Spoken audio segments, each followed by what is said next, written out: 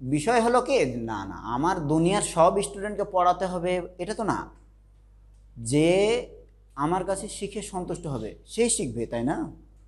এখন অনেক টিচার, অনলাইনে অনেক মাধ্যম, আর স্টুডেন্টদের সব সময়ের জন্য একটা মানে হাহাকার কাজ করে, ওখানেই মনে হয় ভালো শেখাচ্ছে। বুঝতে পারোনি? অনলাইন জগতে তারা তো হচ্ছে সকল গ্রুপগুলো, তারপরে সকল পেজগুলোতে একটু হলেও মুভ করে, তখন দেখে এটা খুবই অ্যাট্রাকটিভ তথ্য এগুলোর কারণে। তো অনেক মেধাবীরা যখন যায় একটা জায়গাতে, ১,৫০০ মেধাবী যদি যায়, তাহলে সে ১,৫০০-এর মধ্যে তুখর থাকে ১০০ জন, তারা প্রতিযোগিতায় টিকে ৫০ জন বিভিন্ন জায়গায় চান্স পায়, এদের পোস্ট হয়।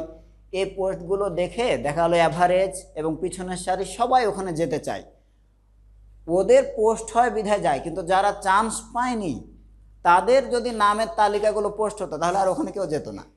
যেত যেত কারণ চান্স পাওয়াদের তুলনায় এই তালিকাটা মোটামুটি ২০ থেকে ২৫ গুণ হবে, হবে কি না?